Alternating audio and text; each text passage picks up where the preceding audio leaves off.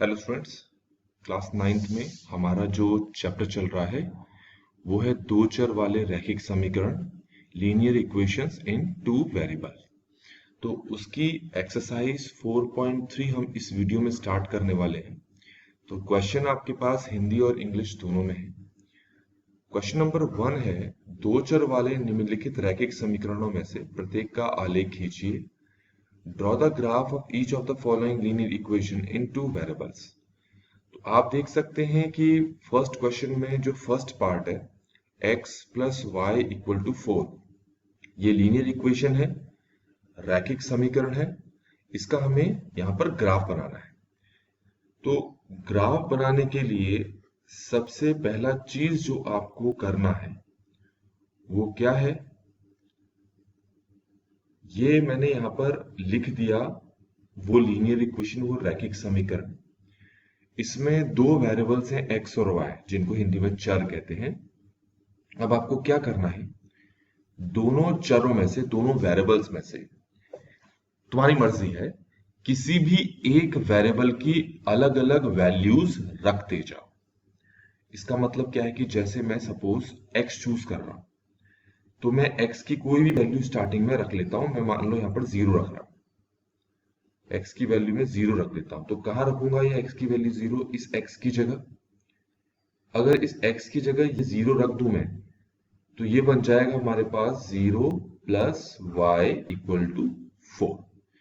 अब ये 0 लिखने की आपको जरूरत नहीं है, क्योंकि 0 जब किसी भी चीज के साथ जुड़ेगा तो वही चीज आ जाएगी, तो y ही आ गया। तो y इक्वल टू 4। तो इस तरीके से देखा आपने, x के लिए 0 पुट करने पे y की वैल्यू 4 मिल गई। तो अब हमारे पास यहाँ पर निर्देशांक बनाने पड़ेंगे, जिसको कोऑर्डिनेट्स कहते हैं। तो जो कोऑर्डिनेट है उसको बनाने के लिए इस टाइप का एक ब्रैकेट रखते हैं, और ब्रैकेट में ध्यान रखें, पहले x की वैल्यू रखते हैं फिर y की वैल्यू रखते हैं। तो सबसे पहले x की वैल्यू यहां पर कितनी है? 0।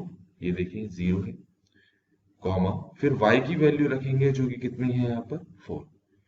तो इस इक्वेशन का पहला निर्देशांक, पहला कोऑर्डिनेट हमारे पास आ गया। ठीक हो गया। चलिए इसी इक्वेशन को मैं दोबारा लिख देता हूं, x plus Y equal to 4। इस बार x की वैल्यू मैं कुछ और पुट कर लेता हूं, जैसे मैं सपोज 2 पुट कर लेता हूं। तो ये x की वैल्यू 2 कहां रखूंगा? यहां पर x की जगह पर। तो इसको हटाकर इसकी जगह पर 2 रख देते हैं और बाकी सबको उतार देते हैं, तो ये हो जाएगा प्लस वाई इक्वल टू 4।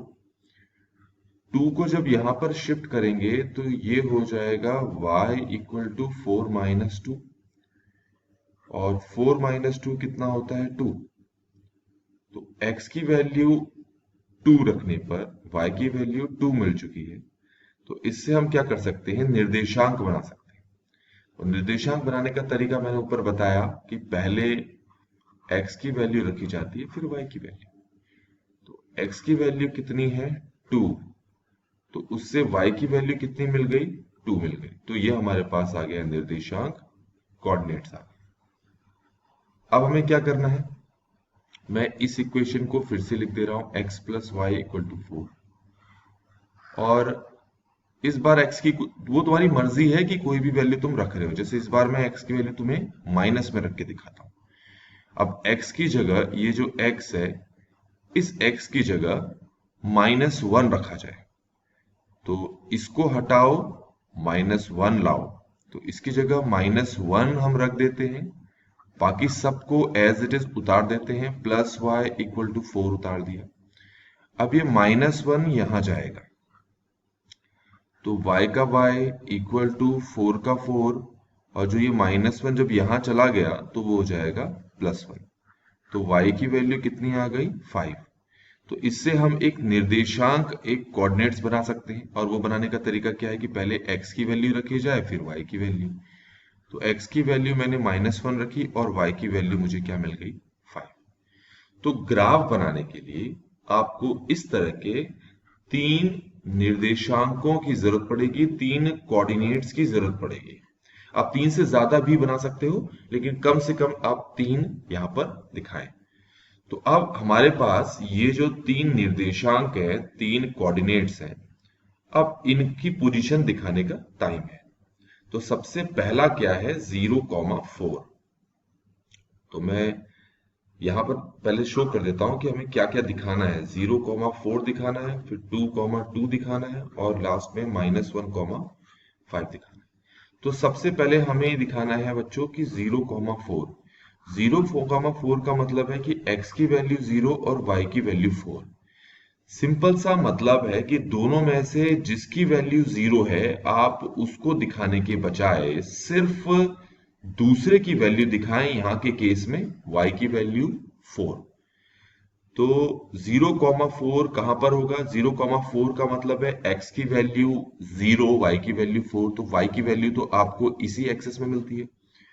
किस एक्सेस में मिलती है? ये दिख रहा है आपको, ये रेड पेन चला दिया मैंने, इस पे आपको मिलेगी।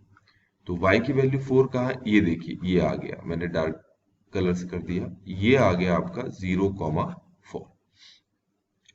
अब अगला है आपके पास 2,2 का मतलब है कि x की वैल्यू 2 और y की वैल्यू 2। अब x की वैल्यू 2 और y की वैल्यू 2 कैसे दिखाएंगे जरा देखिए। पहले तो देखिए x की वैल्यू 2 कहाँ है, ये रहा। y की वैल्यू 2 कहाँ है, ये रहा। तो यहां से एक लाइन ऊपर की तरफ खींच दी। यहां से भी एक लाइन यहाँ एक्स एक्सिस के समांतर खींचे, पैरेलल खींचे। जहां पर ये दोनों लाइनें मिल रही हैं, ध्यान रखें, जहां पर ये दोनों लाइनें मिल रही हैं, जो कि यहां मिल रही हैं, इसी को हम कहेंगे 2,2। ये लाइन बना दी होगी आपने। अगला है -1,5। इसका मतलब है कि x की वैल्यू -1 है और y की वैल्यू 5 है।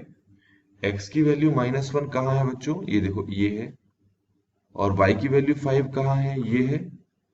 तो y की वैल्यू 5 से एक लाइन खींचो, x की वैल्यू -1 से एक लाइन खींचो ऊपर की तरफ, और जहां पर ये दोनों लाइनें मिल जाएंगी, जो आपको पॉइंट दिख रहा है, ये रही वो लाइन पॉइंट, इसी को हम कहेंगे -1,5।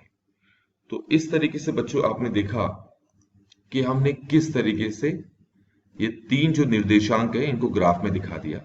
अब हम क्या करेंगे, इन तीनों बिंदुओं को एक लाइन से जोड़ेंगे। तो ये देखिए, एक लाइन मैं बना रहा हूं यहां पर, ये बनी नहीं पूरी, मैं दोबारा से कोशिश करता हूं बनाने की। ये रही लाइन, और